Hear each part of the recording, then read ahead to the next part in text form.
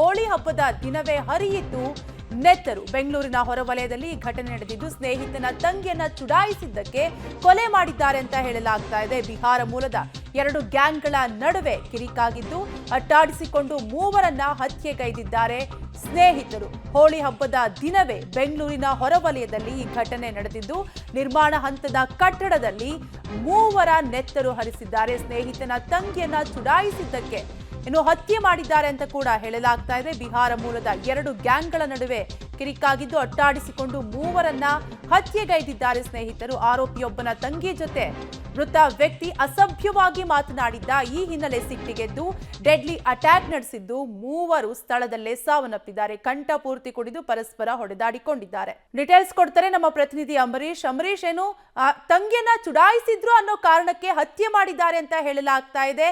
ಏನ್ ಕಾರಣ, ಏನ್ ಡೀಟೇಲ್ಸ್ ಗೊತ್ತಾಗ್ತಾ ಇದೆ? ಖಂಡಿತ ಈಗಾಗಲೇ ಅಂದ್ರೆ ಪ್ರಮುಖ ಕಾರಣ ಆ ಯುವತಿಗೆ ಇವರು ಏನು ಎಣ್ಣೆ ಪಾರ್ಟಿ ಮಾಡ್ಬೇಕಾದ್ರೆ ಆ ಯುವತಿಗೆ ಫೋನ್ ಮಾಡಿ ಫೋನ್ನಲ್ಲೂ ಸಹ ಅವಾಚ್ಯವಾಗಿ ಶಬ್ದಗಳನ್ನ ಬಳಸಿ ಆ ಯುವತಿಗೆ ಬೈತಾ ಇದ್ರು. ಆ ಸಂದರ್ಭದಲ್ಲಿ ಅಲ್ಲೇ ಇದ್ದಂತ ಅವರು ಒಟ್ಟು 6 ಜನ ಪಾರ್ಟಿ ಮಾಡ್ತಾ ಇರ್ತಾರೆ. ಆ ಸಂದರ್ಭದಲ್ಲಿ 6 ಜನದಲ್ಲಿ ಅವರ ಮಧ್ಯೆನೇ ಗಲಾಟೆ ಆಗಿರುವಂತದ್ದು. ಅಂದ್ರೆ ಆ ಯುವತಿಗೆ ಬೈದಿದ್ದೆ ಇದಕ್ಕೆ ಪ್ರಮುಖ ಕಾರಣ ಗಲಾಟೆಗೆ ಅಂತೇಳಿ ಈಗಾಗಲೇ ಪೊಲೀಸ್ ಮೂಲಗಳಿಂದ ತಿಳಿದು ಬರ್ತಾ ಇದೆ.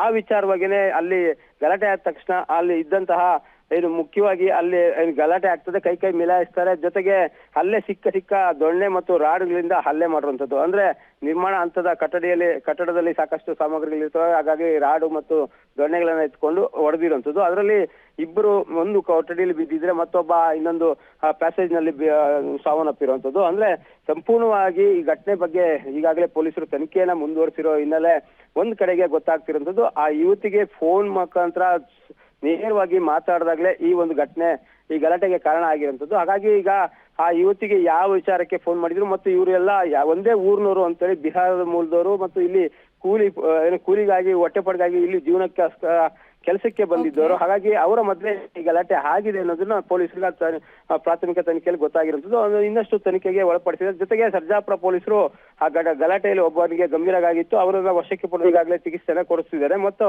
ಏನು ಪರಾರಿಯಾಗಿದ್ದ ಆರೋಪಿಗಳಿಗಾಗಿ ಹುಡುಕಾಟವನ್ನು ನಡೆಸಿರುವಂತದ್ದು.